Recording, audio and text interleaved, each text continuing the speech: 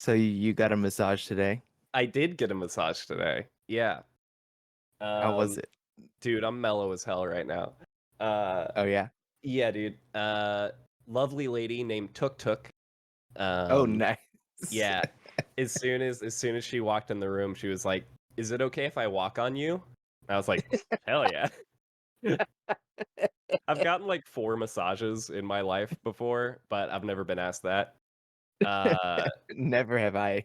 and dude, she went to town. I feel great. Oh Uh, heck yeah. yeah, she rolled out the old PS2, uh, the old PS2 DDR mat, rolled it out, and just did a solo round on my butt. Heck It was really yes. nice. Yeah, Back took a forward, little back forward, left, stroll. right, left, right. Yeah, dude, 100%. It was actually very nice. I felt like I was in a movie. She grabbed my arms at one point and pulled my arms back and put her like knees into my back. Oh It was wow. dope. It was dope. That's sounds kind of intense. It was a little intense. Actually, let me say a little bit of housekeeping before that. We randomly picked this week to start the show, and it just so happens that a bunch of stuff that we are genuinely very excited to talk about happened this week. So that's really nice. But Oh yes. before we get into it, what have you been playing? I am always consistently playing League of Legends, and if you notice that I'm angry at work, it's because I've been playing League of Legends. For sure. Um, and then also I've been putting in some time on Dragon's Dogma. Yes. Keep Um, talking. My dog's going crazy. yeah, loving that game. Yeah, it's kind of storytelling's pretty okay. It's good. There's a lot. Every NPC has too much to say, but it's also kind of funny. Okay. Um, and it's funny because it's like all in old English, so they Sure. just talk funny the whole time. But the open worldness of it, your AI pawns are hilariously funny and Hmm. don't stop talking, keeps you kind of chuckling at yourself, just like how kind of dumb but smart they are. Yeah, like most RPGs that you have a companion, they level up slower than you. So it's nice to swap them out to have the same level. So they'll have like they can just have better buffs for you or better crowd control or For just a sure. bunch of yeah. It's super intuitive, and then also it's like it's a high fantasy RPG, and it's just great. I love Cool. high fantasy RPGs. Yeah, I'm definitely Think gonna get it and play it at some point. I've kind of been waiting for some early patches to performance and stuff like that. I'm very CPU bound on my rig, so I have a feeling that game will take me to task. yeah, I mean, yeah, it's the same for me in a way, but I'm putting that aside just because I haven't, when's the last time a high fantasy RPG game has come out? So Yeah, I'm kind of just living through my CPU bound also, yeah, but it's yeah. good. I I like mean, it a lot. When Elden Ring came out, I bought it like day one, and it was very stuttery and a little bit rough, Hmm. and I just didn't care. It was too good of a game otherwise. Yeah, And then when it totally. was fixed later, that was nice. Yeah, I'm sure a lot of the things are going to be fixed. The latest update is already have some slight improvements. So Yeah, yeah, we can. I mean, we can mention that real quick. Might as well. It's on our notes. Dragon's Dogma 2 did get a patch. Um, I watched Digital Foundry's video on it. Consoles got a decent boost. They also got a toggle to turn off RT, mhm. ray tracing, which added, I think, like 10 FPS in general across the board.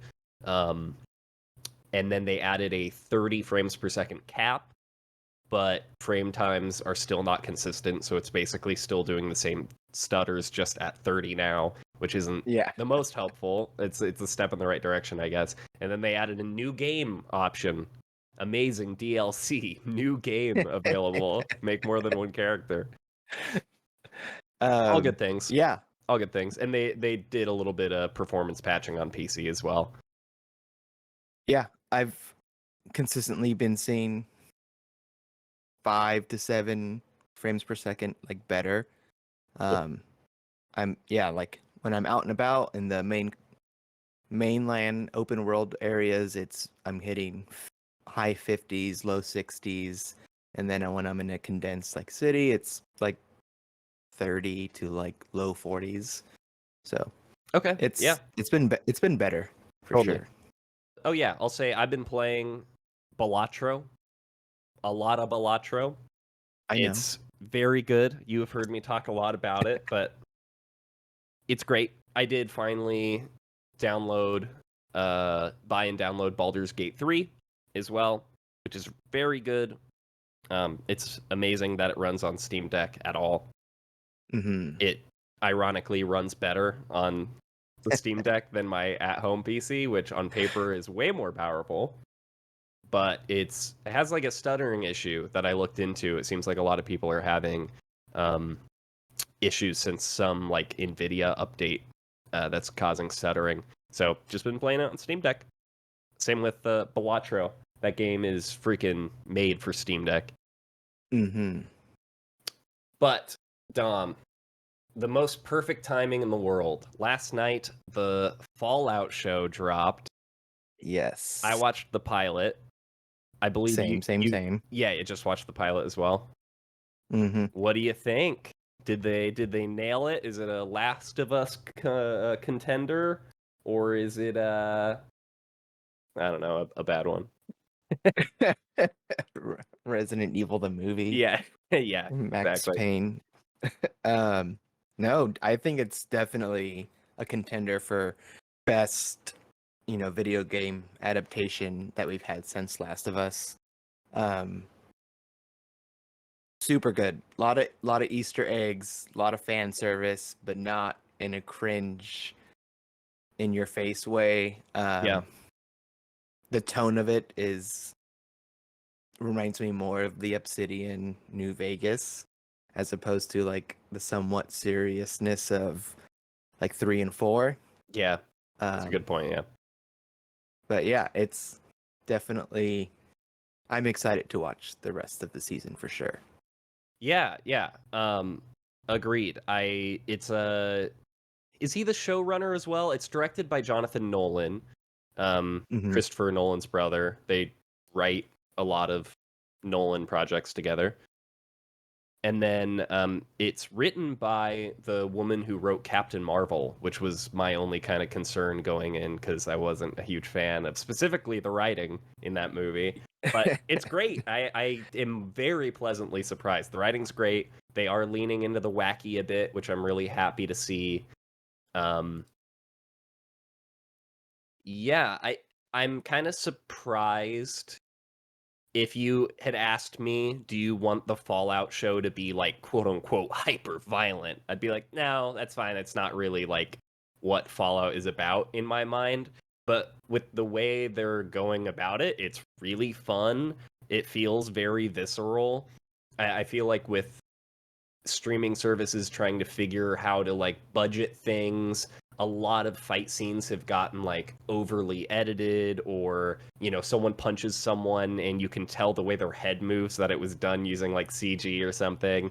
And there's like a at some point who gets cracked in the face with a baseball bat, and it's just like, and you're like, holy shit, that looked like a guy getting hit with a baseball bat. Yeah, I really like. There's a lot of kind of slow-mo fight stuff that reminds me of Watchmen a little bit here and there. Again, in a good way. I like how they incorporate a lot of things from the game in a way that doesn't feel fan servicey. Like, I liked the Mario movie, but it felt like a lot of things were just like in the background or in your face of like, remember this from the game, remember this from the game, remember this from the game. And this felt like very natural in the way they show things. It's not always like this super close up like it's the Pit Boy, guys. It's just like someone casually using it for something, or yeah, Yeah, it's like very nonchalant in the way that they're adding fan service. And, you know, Fallout was such a distinct world that we all, like, us playing the game have just know it so well. Even if you've only played one of them or many of them, it's very distinct. You know Fallout when you see it. So yeah, I like that they're keeping like that same like tone of it, but also like you said about the fan service, it's just not in your face and gross.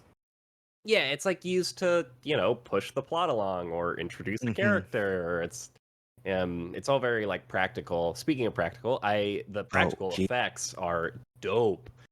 We will. Yes. I'm going to talk about spoilers. We're just talking about the first episode anyway. When the dude gets his like face gashed open with the glass bottle, that Oh yeah. looked straight out of, I don't know, The Thing, or one of those old school 80s horror Oh yeah. movies. Like that looked Yeah, like excellent. face hanging off of his cheek, Yeah, whatever. Like it was rad looking.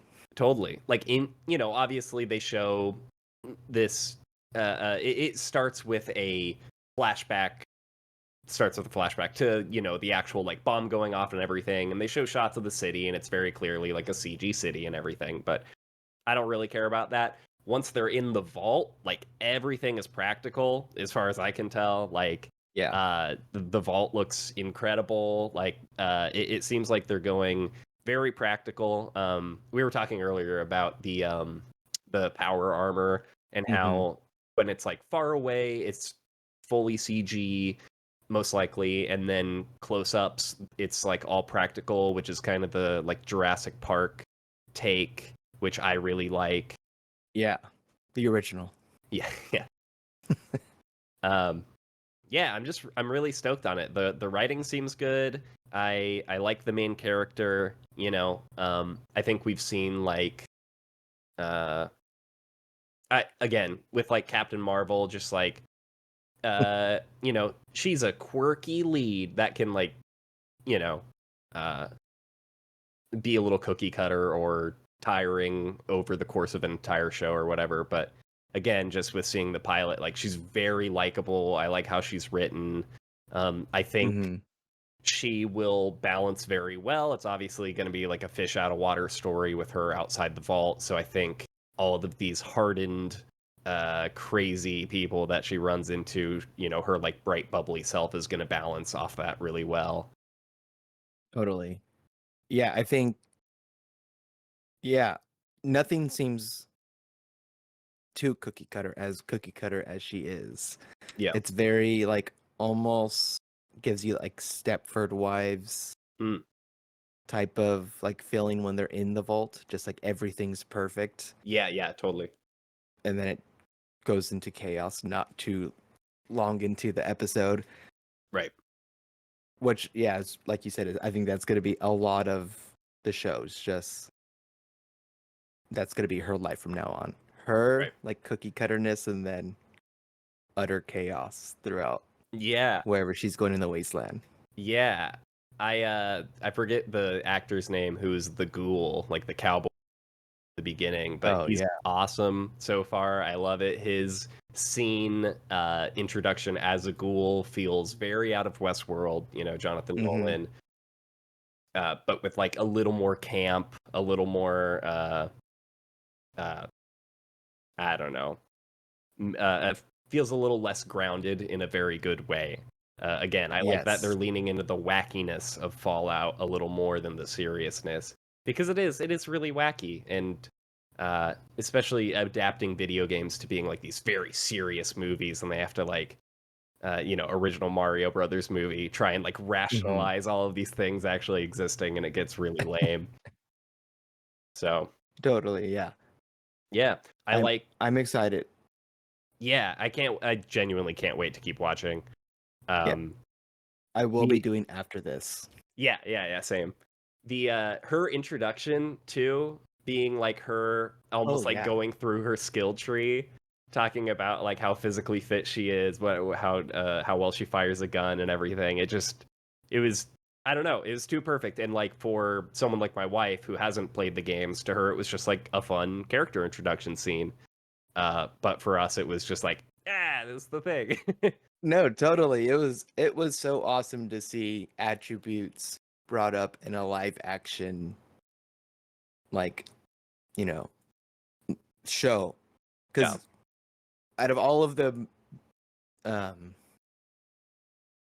adaptations that we've seen, there's no talks into how it's like came from something, or there's no connection to Yeah, its previous besides it being called the same thing or yeah, loosely sure. based on. So it was really cool seeing that. Yeah, I think in a very minor way, in a very specific way, reminded me of Scott Pilgrim in terms of like that Yeah. movie is like so clearly based on a comic book, but they never have to like rub it in your face. Maybe there's a couple transitions that are kind of directly comic booky, but sometimes like they don't know how much to incorporate it, and it just becomes very like one to one. Like, hey, remember this is from a comic book or whatever. And Yeah. this just felt like so natural, like it's from a video Hmm. game, uh, but it feels very much like its own thing. Like even Last of Us, which I really liked, uh, it doesn't feel video gamey in any way No. whatsoever. To me, it feels like a show, which is great. It's great. Hmm. But I like how they're doing this. I liked Maximus, right, is his name? Hmm. When Maximus was being interrogated to see if he would become like a knight in the Brotherhood of Steel, uh, he asked him, he's like, we give you everything. We just ask that you be truthful with us. And they're like, did you poison your friend or whatever? And he's like, no, I didn't poison my friend, but being honest, like, I'm happy it happened. And he's like, that's the wrong answer. And it felt like failing like failing a like dialogue check or whatever. Totally. Yeah. And then he pulls something out of his ass, and the guy's like, "That's what I needed to hear," and it just feels so like perfectly video gamey. I keep Yeah. saying video gamey, but I mean, that's what it is. It's based off of it in the best way possible. yeah, Like you said, there's that campiness to it that just makes it so entertaining. And I hate the word fan service, but it's so fan servicey yeah, in the best way possible. yeah, Not cheesy Star Wars, uh, the latest episodes or that Super Mario movie. yeah. No, for sure. Okay, I think the last thing I want to talk about, because I can't not talk about it, when everything kicks off in the vault, she lays with her new husband, and Mm-hmm. then figures out that he's a raider, and then it's like perfect slow-mo fight choreo from that room all the way out into their like manufactured field.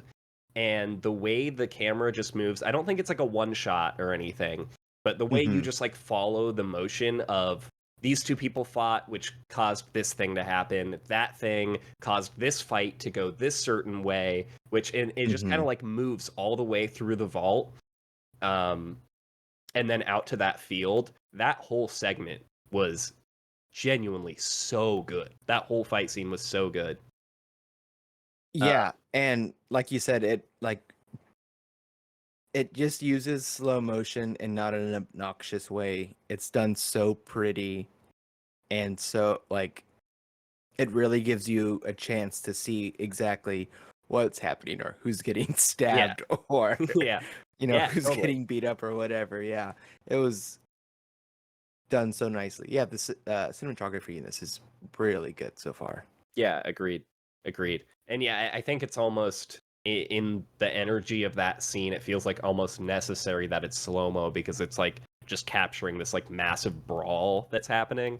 And then I forget who it is, but someone shoots like a gun in the air, and it hits their little projector that's like projecting the sky Oh and the yeah. daylight, and then the film catches fire, and it like the fire it cuts to the field, and like the fire rises up on the screen, and it looks just like the atomic bomb going off from the Oh beginning of the yeah. episode. It's so cool. I love it. Yeah, that scene was incredible. My my internet has been on the fritz recently, and it like cut out partway through that scene. Oh no! I was like loading So up you my had to watch it in hotspot on- 2 parts? yeah, basically. I started loading up like the hotspot on my phone. I'm like, I'm gonna watch this somehow. Um, but yeah, great, great. I don't know what Great, else to great, say. great. Can't Yeah. wait to finish watching. I'm pretty Yes. happy that I think it's just 8 episodes total, right? And they're all out already. Yeah, they're all out, so you can Yep. binge it if you want to. I'll binge probably Same. too many episodes tonight. I have a feeling we'll talk about it in its entirety on the next episode. Yeah, totally. I think we'll be done by then for sure. Yeah, I think so. 8 episodes is really easy to get through. True Detective season 1 specifically is like one of my favorite things ever, movie or TV. And that almost just plays. One of the first things I watch that kind of plays is just like a really long movie. So I'm pretty happy that they seem to be like spending their budget well, and it's just like an 8 episode thing. Yeah. No, I'm really happy with like a lot of the short form shows that not short form, but in episode wise, it's like it's really nice having something that's less than 10 episodes. You can watch it in a weekend if you want to. Yeah, 100%. And yeah, you don't feel like you're wasting your life. Yeah. We've been putting on Full House for our dog Cosmo when we're away, and it's just really funny the plot lines I walk in on. It's like my locker got moved, and I'm like, God, I can't believe I would watch like 52 episodes of these plot. Seriously, yeah. Yeah. Sorry, yeah. But yeah, I mean, but also speaking about True Detective, I did watch the latest season of that. Yeah, I did too. I watched it a little passively, but I did watch it. Okay. I liked it more than the previous 2. I'll say that. Yeah, I think I did too. I liked season 3 okay enough. I maybe liked that more than the newest one, but yeah. I even think season 2 gets a little bit of a bad rap. I thought it was okay. It's not as good as season 1, but I thought it was all right. Sure. I really liked the characters and like the actors. Oh, totally. Yeah, it wasn't as like jaw-dropping as the first season, and the first season's only jaw-dropping because it's such a good show. Yeah. I mean, there's some crazy things that are happening in it, but it's just like so well written and the characters are made so well that 100%. There's no way you can make a second season just as good. No, totally. Totally. All right, you ready to move on? All right. Well. My old friend, Balatro. Balatro is getting its first major balance update post-release.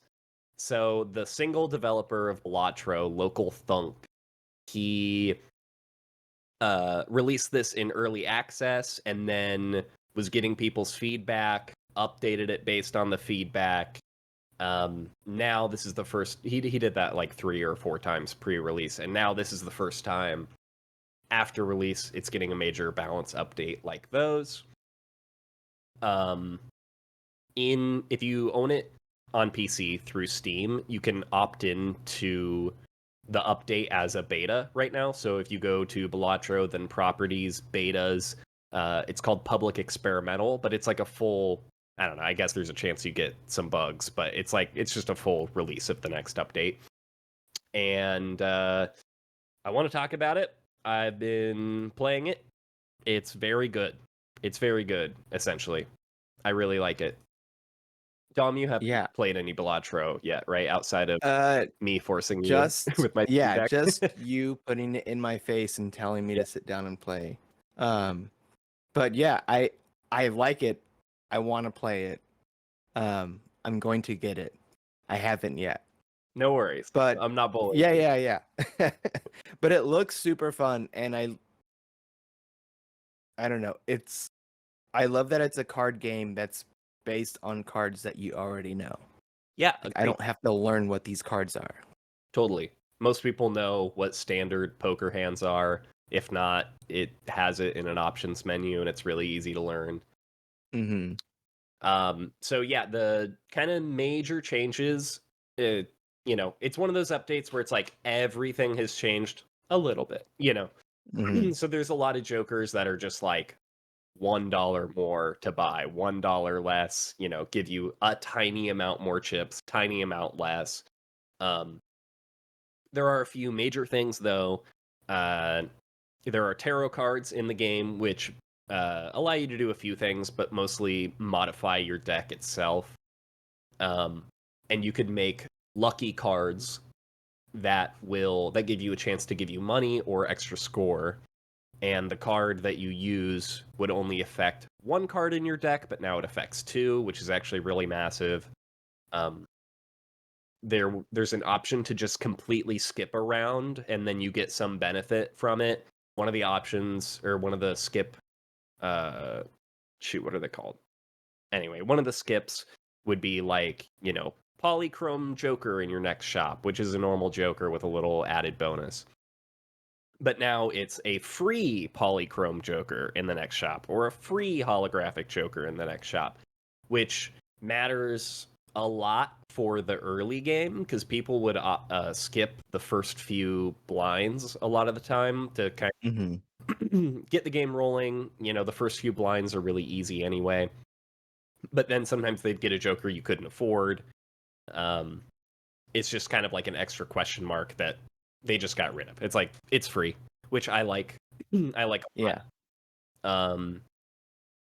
There are a few, I'm in the Reddit. I'm in the subreddit.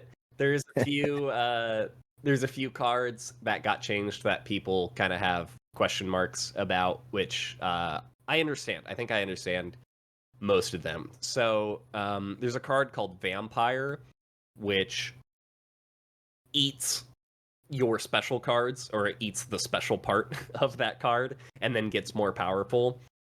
It's a really weird one to use because you're like getting rid of your good cards almost, or you're making them less good. It's like a weird trade-off.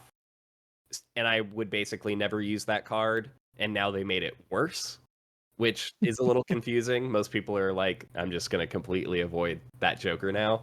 So we'll see what happens there.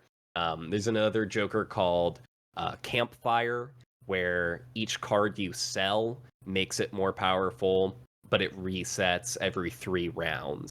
So you have to keep selling and keep selling and keep selling things. So it's a little bit tedious, and they made that less powerful too. It was a pretty powerful Joker that was tedious. So now it's like moderately powerful and now way more tedious. So people are a little upset about that one. And then I hope I'm not going too in the weeds on this. No, not at all. Okay. And then if you're trying to get to like insano score, let me post on Reddit how well I did. There's kind of 2 main ways to go about it as far as I'm aware right now, like kind of card combinations generally.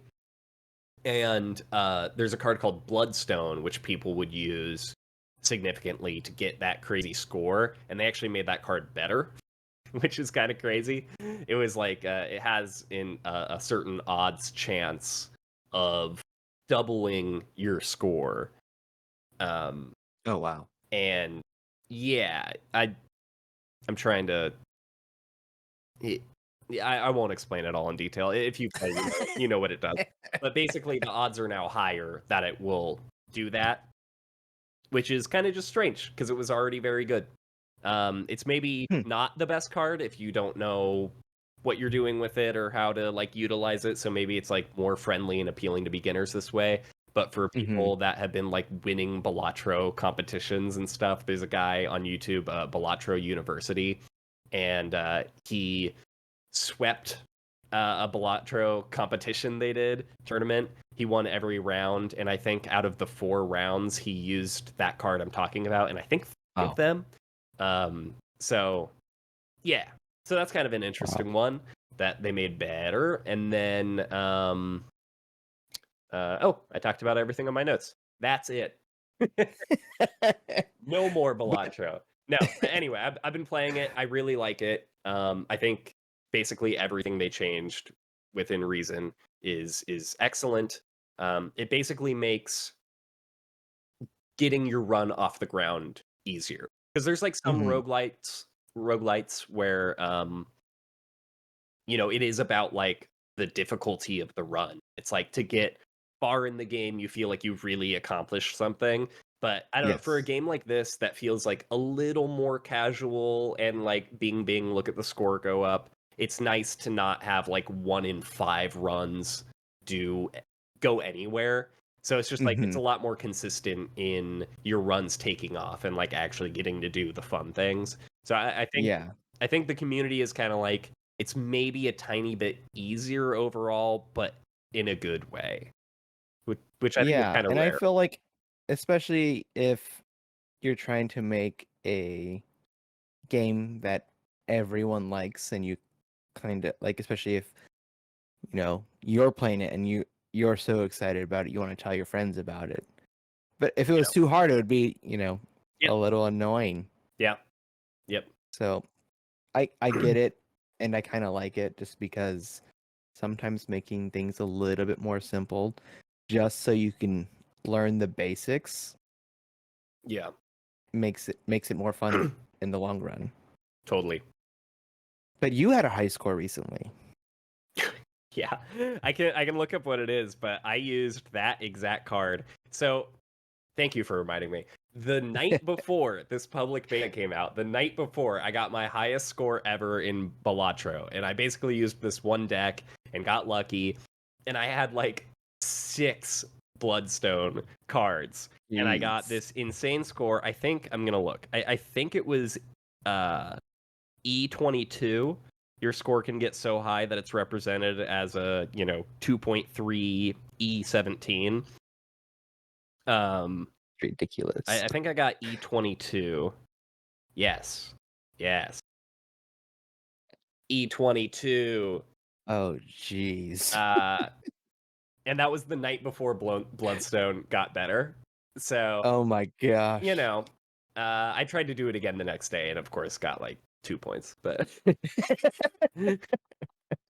you know, That's awesome. Yeah. anyway, yeah, if you haven't played Balatro, it's great, especially if you like Slay the Spire or you like the vibe of, or like the sort of like pattern of Binding of Isaac or like any of those roguelites, Hmm. definitely try it. It's so good. I love it. Totally. I'm excited to get it. I'll probably get it for my Switch also, just because Yep, I feel like it's perfect for handheld styles of gameplay. So totally, totally. I'm And excited. if you didn't see, the developer announced that it will be coming to mobile soon, which is ridiculously dangerous. I will definitely own it on my phone. I'll buy it on my phone. I'll buy it on my iPad. I'll buy it everywhere, local thunk. So Stop Killing Games is a new campaign. It is led by, let me double check, Ross Scott of the YouTube channel Accursed Farms. Not to throw shade. I think he was like a popular YouTuber a little bit ago, but has a consistent like fan base. One of those guys. But anyway, he's Hmm. created this website and campaign specifically as a reaction to The Crew going offline, which is basically a like petition you can sign that they're going to try and actually get like government officials behind and all that. Are you laughing at Cosmo? Yes. Jesus, bud. Come on. Stop killing pillows. uh, uh, yeah, so The Crew uh, was an online only game, and they announced that they are stopping server support. I think it's an EA game. Um, Hmm. I could be wrong on that, but yeah, they announced that the servers are shutting down, which just means the game is completely unusable and unplayable, which is kind of lame. We talk about games as a service nowadays in a very specific way, but it's like this is literally a game as a service that could function completely fine without the Yeah. service. And the whole game is now just dead because they're not running a server anymore. And yeah, it's pretty lame. It's happening more and more as things go more all digital. Totally. And, there's other Ubisoft games that this is happening to. There's, if you buy any game on the PlayStation Network or Xbox Live, or even Steam, like, I don't think Steam is going to go out anytime soon, but it's Sure. scary that you may not have a game if one of those services go down that Yeah. you paid however much dollars for. Yeah, 100%. Yeah, so, to play devil's advocate here, it's like, what if there's a small team that makes an indie game that has an online component? They've always hosted the servers themselves. They don't allow other people to, which is like pretty common. And then maybe the company goes bankrupt, or, worst case scenario, company goes bankrupt. Who knows? Maybe it's one guy leading the team and he dies. I don't know. Like, there are scenarios where you're like, if this is a law, then like, we don't want to punish those sorts of people. So the kind of Totally. suggestion from Russ Scott is that in an event of your game shutting down, you need to release some sort of file in order for, or the files necessary for people to run their own servers, which I'm sure can be complicated depending on the game. I'm not an expert in this, but I've also don't tell anyone, but for like Hitman 3, I want to play it on my Steam Deck, and it's online only for certain modes. And I just downloaded like a .bat file that I just click before running the game, and then the game's like, all good, So I know that it can be literally as simple as a single bat file that you just click, and then your server's going. So Totally. And I think there already are games out there that are no longer serviced by the publisher that are allowed to have like people run their own servers for it. yeah, I totally. can't recall what they are, but I know there are definitely games that do that. So I really don't understand why EA would be killing off a game that there is a dedicated fan base to. 100%. Ridiculous. Yeah. Yeah, and the way legally it works now is that when you buy a game, you're not fucking Martin Shkreli buying the single Wu-Tang album that exists. You're like renting almost the ability to play that game. So if they want to suddenly not provide that service anymore, then, that's on you for agreeing to it in the first place. So, I don't know. I think this is very much just like of course, sign the petition and all that if you agree with the actions they want to take and everything. But this is very much, vote with your wallet. Like, if there's an online only game that is literally just a single player game with microtransactions, then like, don't fucking buy it. I don't know. So I know it's a lot easier said than done. I almost pre-order like every other game that I feel like is I pre-ordered Battlefront. I can't speak to anyone, but god damn, that's a thing, huh? Anyway, Yeah. so I'm not preaching at you, but I'm trying to just not buy games anymore that do that sort of shit. Or this is when everyone on Reddit posts the fucking pirate flag over and over and over and over. So, I don't know. There's options around it, but I think it's just a sign of what can happen in the future, especially as consoles go more and more digital and kind of the general like gaming public gets more accustomed to just everything being a little like app square as opposed to a thing on your shelf. Totally. Yeah. And I mean, this was also almost a thing if the PS5 didn't have, like, if we didn't have the PlayStation Plus thing. Yeah. You'd be kind of like shit out of luck if you wanted to play a PS4 game or a PS3 game. Yeah. It's like, Luckily, that service exists, but it sucks that you have to use that service if you don't Mhm. have a PS4, PS3, or PS2. Mhm. Yeah, we're already going down there, and it's scary, but I hope. I don't know. I hope Yeah. we always have a way to play old games. We Yeah. we also need that. Yeah. PC is the, great game preserver, but in Hmm. situations like this, it can only do so much. So I think, I don't know. Seems like a good petition. Makes sense. Yeah, sign it. Yep. This story I thought was pretty interesting. I know you caught this one too. Hmm.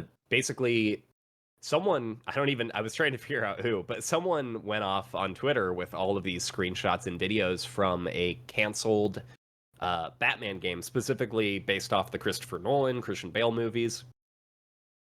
And that game got canned at some point and got turned into Shadow of Mordor, which is really interesting. And it's not just like the engine. They were already working on the Nemesis system Hmm. for this Batman game that then got put into Shadow of Mordor. So pretty interesting.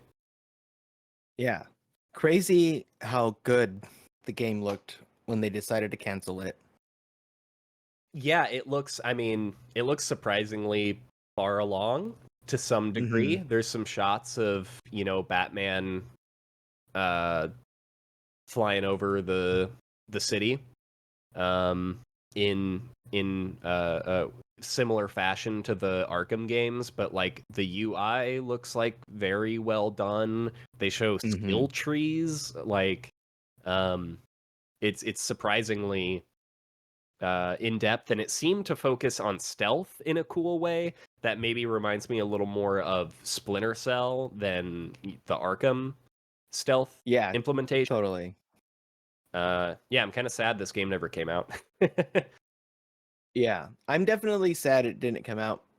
Because the Nolan verse was awesome. I loved The Dark Knight so much. So it's kind of sad that I didn't get to play a game that was based off of that. But at the same time, I also understand because I think it was supposed to come out the same time as one of the Arkham games. Right. It's like, how do you push two Batman games at the same time? True. Yeah. Very fair.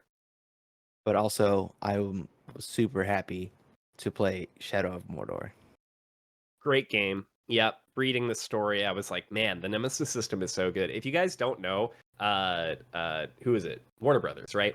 They Hmm. uh they copyrighted the Nemesis system, which is why you haven't seen it pop up in a million other games, which is really annoying because it's such a cool system. And I don't know, outside of like the freaking original D-pad, I feel like I never hear anyone copywriting like super specific video game things, let alone like mechanics. Strange. Totally. It's also annoying. Why isn't that in more of the WB games? Yeah, There's true. two Batman Arkham games that came out Yeah, that fucking suck. I mean, they're just fine. sitting on They that suck. copyright. Yeah, Just yeah. use the Nemesis system. It's a hot It's take, an but amazing system. yeah. It's a hot take, but I'm not a big fan of the Arkham games either. They're all right, but Oh. oh, did I mishear you? I thought I was jumping on board with you. All right, everyone can just hate me. Uh, yeah, I don't know. Interesting. They show the Tumblr and stuff. Hmm. Yeah, Any it other looked thoughts on cool. that? Yeah. Just, I mean, really cool. I just wish they used the Nemesis system a lot more. It was, and if people that don't know what it is, basically, if you fight an enemy and they beat you, they become stronger, and at least in Shadow of Mordor, they would rank up and become like if an orc killed you, they would become like a lieutenant or captain or whatever, and get stronger and now have like orc minions on its side. It was just a really cool thing to have like this AI thing in a Yeah. game back then, and they remembered you. Like you would find them later on somewhere else, like further in the map, or Yeah. maybe even in the same spot, but like it was just such a cool idea and I miss it so much. Agreed. I also like how that game did it like rationalized you dying and respawning. Like Yeah. it's part of the story of like you can't die. So Hmm. if you can't die, then like what's the punishment for it? And it's like, oh well, the bad guys get stronger. Like your job is now harder. Like Yeah. BioShock does a good way of that as well. A little more simple, but Hmm. like just kind of justifying in world why you can die over and over. I like it. Yeah. I like it. I kind of wish more games did that. Same. Um, so price was announced for Star Wars Outlaws, and people are pissed. People are not happy about it. Um, which uh, so the standard cost is $69.99, which is apparently the new Our cost. new norm. Yeah, AAA games that don't work. Um, and then All 100. Nintendo games also. Oh yeah, you're All right. You're new. right. Yeah. Yeah, All they're hopping Switch on games that board, are new. man. It's ridiculous. Um, yeah, basically $70 for standard, $110 for um middle, and then $130 for the ultimate edition. $130 is quite a bit of bones for an old video game. Yes. Any any thoughts on that? Are we gonna get to $200 video games soon, Dom? Where does it end? Yeah, I would not. I'm not a person that buys too many cosmetic packs as it goes. I'm happy with whatever's free in the game. Mm-hmm. Yeah. And also like I have spent like 150 on a video game before, but it was like getting Neopets. like like GTA 5 like whatever their edition, or like I got I got Arkham Arkham City like Mm. edition, like a $150 edition that came with a Batarang Right. and Yeah. like a cool stuff like actual physical things that you can display on a bookshelf or put somewhere as opposed to a Right. digital art book. Yes. Thank you for mentioning that. I didn't even mention what comes with the with the edition. Um, yeah. So it comes with a digital art book, the most expensive one. Um, Cosmetic packs, great. And 3-day early access. The $110 version comes with all of that except the digital booklet. So, you know, I don't know. Video games are digital goods anyway. So it's just like, hey, it doesn't cost them anything to make individual copies. Why is it so expensive? It's like, I'm not trying to use that argument, but for a digital booklet, it feels kind of silly to charge another $20. It really does. I think it's ridiculous. The 3-day early thing to me is also kind of weird. Yeah.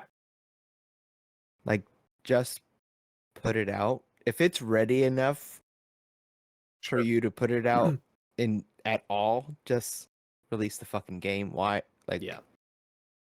It's I don't weird for me get. to see like big companies like this taking the like Patreon model of like, if you want to listen to our podcast 7 days early, subscribe. It's kind of weird to see like companies like doing that with video games. I don't know. It doesn't feel horrible. It's just like kind of strange. I guess people pay for it, so whatever. Totally. Yeah, it really is a weird thing. But at the same time, I don't pre-order any game anymore. Yeah. Like I stopped pre-ordering as soon as like I started buying digital games. Uh-huh. Right. So like since PS4, I haven't really pre-ordered, especially with like I don't know, look how anticipated Duke Nukem Forever was, and that shit was trash. Yeah, the game they worked on for like 17 years or something. Yeah. So just wait until the review's out. Dom, you and then could pick up decide the based on poop there. that was in the toilet. Grody. Oh, Something like that. jeez.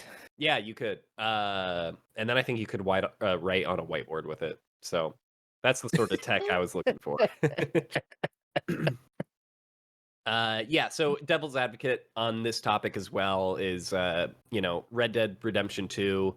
It launched with an Ultimate Edition that was $100 at the time. With inflation, that's like $120. So, we're close in the same ballpark, but I got the same take.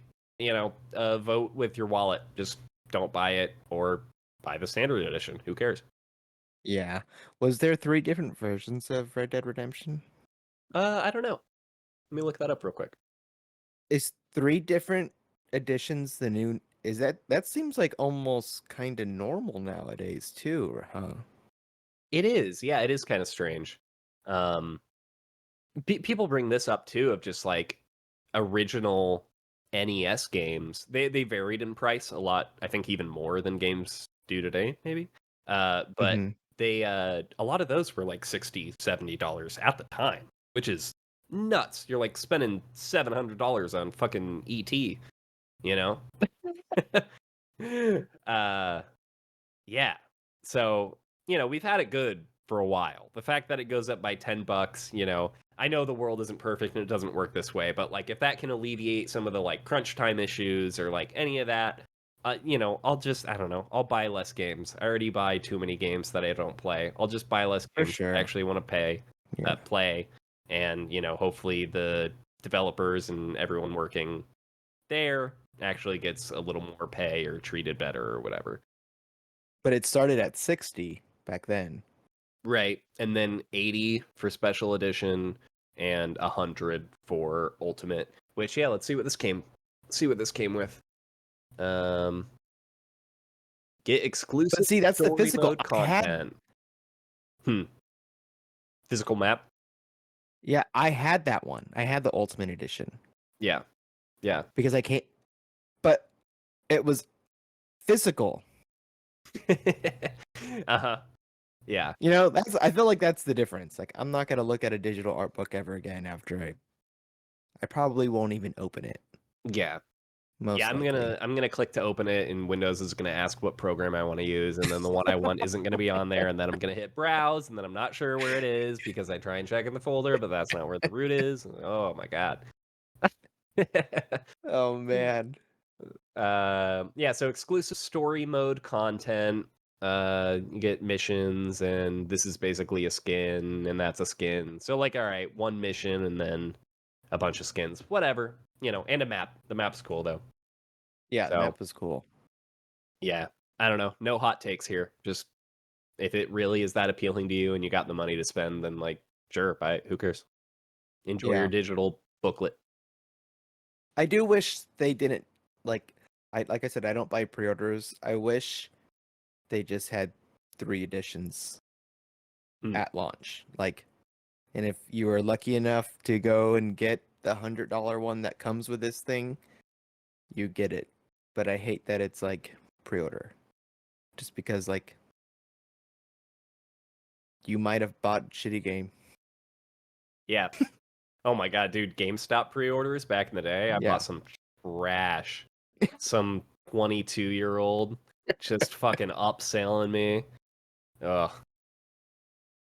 Yeah. Yeah, What a I time to be I alive. pre-ordered DJ Hero. I traded in like I'm sorry. 100 PS2 games for enough credit for like DJ Hero, and then I got it, and it, I like. I'll stop the bit here. I actually did like it. I kind of liked it. You just never told anyone about it. No, I didn't.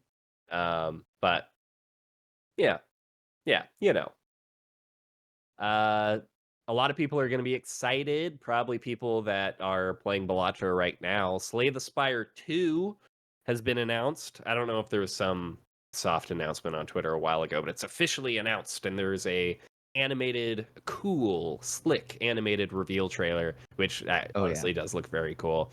The page is already up on Steam and everything, so you can wishlist it. Dom, did you play Slay the Spire much? I did play it. Not as much as a lot of people. I play roguelikes very casually. Mm-hmm. I'm not like a Yeah. like I said, I'm mostly playing League of Legends and getting mad at myself and going to bed depressed. But Yeah. I'll play. I loved Slay the Spire. It was just super fun. I'm Yeah. super excited for this. Yeah. Yeah, the trailer is awesome. Totally. A fun little detail I found people talking about on Reddit is that they switched, like, if you look at the screenshots for this new one, it looks very similar to the first one, which, like, I don't care. I don't need a UI revamp or anything. Yeah. But they did switch. They completely ported, I think, the first game, and now this one from the ground up is on Godot as opposed to Unity. They jumped ship on Unity when they announced the potential, like, charging developers for people downloading your game. Yeah, And it's of course, fucking Unity ridiculous. went back on that, but good for them for just saying, like, screw you guys, we're just going to use a different engine now. Hell yeah. Yeah, so this is now on Godot, so looks very similar. New engine, no Unity. I played the first one an okay amount. It never hooked me Same. quite like Balatro. I think Balatro is my Slay the Spire for a lot of people. But I'll at some point, for sure, even if it's on sale a year after it comes out, I'll definitely pick this up at some point. Heck yeah. Yeah, very fun and addicting. Mm-hmm. So the people who make Dead Cells have been, I guess, hired by Ubisoft. I don't think they're a Ubisoft studio to make a new Prince of Persia game, and it looks a lot like Dead Cells, which I like. So I'll probably play this. I don't know why Ubisoft is now funneling all of their energy, the 2% that's good out of their studio, into Prince of Persia games, but the Prince of Persia Metroidvania that came out was good with good reviews, and this game looks cool. I mean, there's a chance they ruin it, but I kind of like the art styles, like kind of simple but nice, and yeah, it looks very Dead Cellsy. It does. I'm excited for this. The last Dead Cell game, the Castlevania expansion was fucking awesome. Yeah. So I'm excited to see what they do with the lore of Prince of Persia.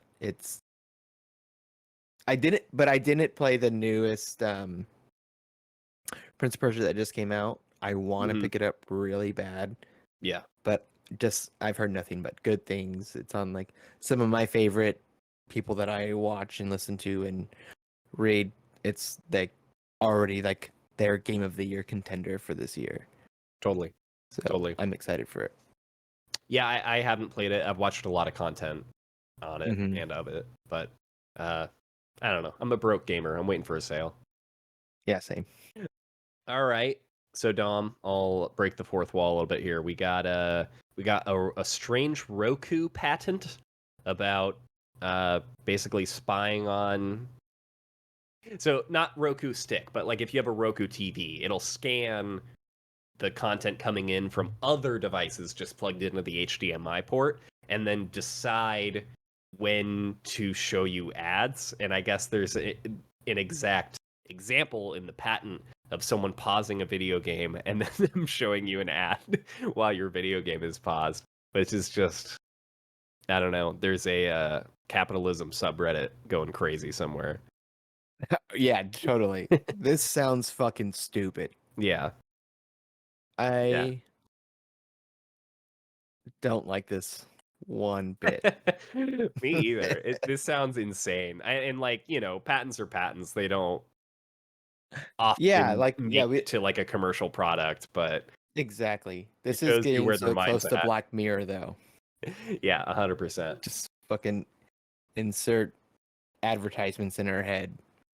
Yeah, I can't wait for GTA 47 where the main character just turns around to face the camera and has like Cheetos and they start talking to you about it. No. Ultimate Edition, $486. Cheeto Edition. Yeah. Just a funny, man. weird thing. Dave the Diver is coming to PlayStation 5. I'm sure a lot of people are very excited about that. It's a very Totally. good game that didn't completely grab me, but it's very well made, well animated. Everyone loves it. Yeah, it's a fun game. It's like a fun sit on your couch, play like 10, 15 minutes of, Yeah. dive down, get some fish, make some food, get tired of it, put it down, pick it up the next day or whatever. Yeah. But yeah, it's a fun game. I like it. I've played it. I probably put like 15 hours into it. It's good. Yeah, totally. All right, we'll end it on a very short, hilarious note, which I guess it got announced or something that Putin, that Putin, urged his own government to start making game consoles that that can rival PlayStation and Xbox. Like, I don't know if he just like gets on a megaphone that like blasts throughout all of Russia or how this works, but he was like, you guys, we gotta start making these game consoles. Tetris was like 400 years ago. We need something new. Yeah. The funny thing is, I don't know if he's talking about the current gen PlayStation 5 and Xbox, or if he's talking about PS1 and original OG Xbox. You think they just got PS1 over there? Yeah, they have some knockoff version of PS1 over there. Crash Bandicoot's fucking nuts. I don't know if that's how Russians sound. Don't know either, but that was great. Holy shit. Yeah, listen, the console wars between PlayStation and Xbox is like enough for me. If like the US and Russia start having console wars, I just know it's gonna end up with people dying in the Middle East somehow. So I'm not about it. Yeah, I'm not I'm about it. not about it. I don't know what's gonna happen, but just tell me, when was the last time you went to the appliance store and picked up a product made in Russia? Yeah. That's true. That's true. I don't see that little red star emblem on my microwave or anything. Maybe we can get Ed Snowden to call into the podcast to let us know what's going on over there. Oh man. Yeah. But Yeah. we'll see what happens with that, We'll if see. anything. Dom, any closing thoughts? Anything on these topics you wanted to say but didn't get out there? Nope. Looking forward to next week. Excited to talk about the rest of Fallout. 100%. I'm just super excited about that show. It's so good. Yep. Me too. Can't wait for more Fallout.